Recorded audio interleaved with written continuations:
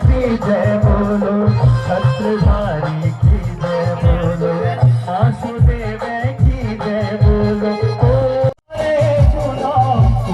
जो हमारा ये देवलांग राजकीय पर्व है, ये हमारा बेसिकली क्या है, जो हम पर्वतीय क्षेत्र जो हमारा ये रवाई घाटी है, हमारे ऊपर मासू देवता की बड़ी कृपा है।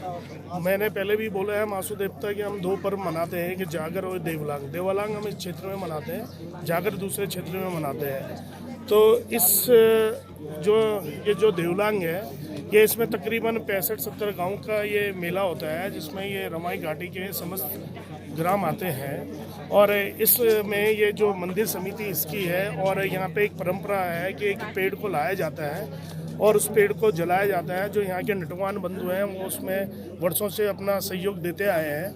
और ये कहा जाता है कि ये एक प्रकाश का मेला है, जैसे हम दिवाली मनाते हैं कि अंधकार से उजाले की तरफ, मतलब लोगों को एक संदेश देने को है एकता का, और अज्ञानता से ज्ञान की ओर जाने का एक संदेश हम लोग देते हैं। और आपसी भाईचारे को बढ़ाने के लिए मेला हम लोग आयोजन करते हैं।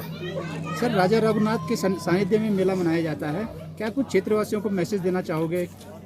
मैं क्षेत्रवासियों को बस यही मैसेज देना चाहता हूँ कि जो हमारे राजकीय मेला है, जिन लोगों ने इसके लिए इसे राजकीय मेला पर्व घोषित करने की कोशिश करी है, उन लोगों का बहुत बहुत धन्यवाद।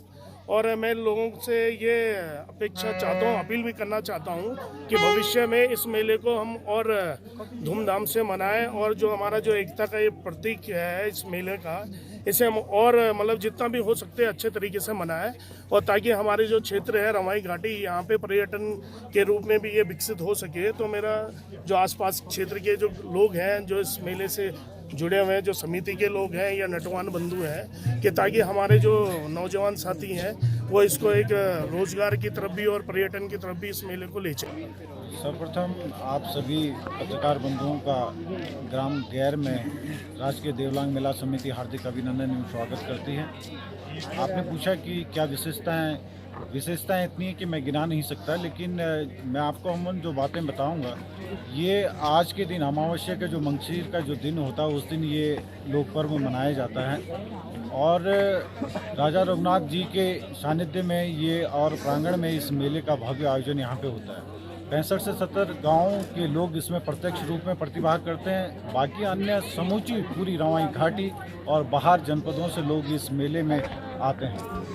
और अभी आप कुछ घंटों बाद आप देखेंगे कि यहाँ पर आपको पैर रखने के लिए भी जगह नहीं मिलेगी। अब लोगों ने आना शुरू कर दिया है, और जो यहाँ के जो 65 से 70 गांव के जो लोग हैं वो 2 बजे के बाद अपने घरों से प्रस्थान करते हैं, और अपने ओला, जिसे हम मशाल भी कहते हैं, लकड़ी की जो मशाल है, उसको लेकर के अपने अपने घरों से चलते हैं। और मान्यता है कि जिस घर में जितने मर्द होंगे, जितने जेंट्स होंगे, उतने ओले घर के लोग बनाते हैं, और वो अपने ओलों को लेकर के इस रघुनाथ जी के प्रांगण में पहुंचते हैं। जब यहाँ पे 65 से 70 गांव के लोग यहाँ पे पहुंच जाते हैं, उसके बाद पिठाई का कार्यक्रम होता है। और उससे पहले जिन गाँव के लोगों को ये व्यवस्था पुराने समय से, हमारे दादा परदादाओं के समय से, हमारे पूर्वजों ने जो हमें विरासत में सौंपी है, वही विरासत, उसी को अक्षुण्ण बना करके उसको भव्य और दिव्य बनाने का हम लोग प्रयास कर रहे हैं। और जो व्यवस्थाएं हैं, जैसे देवलांग के वृक्ष को लाना और उसको सुसज्जित करना, ये बांटी गई व्यवस्था है।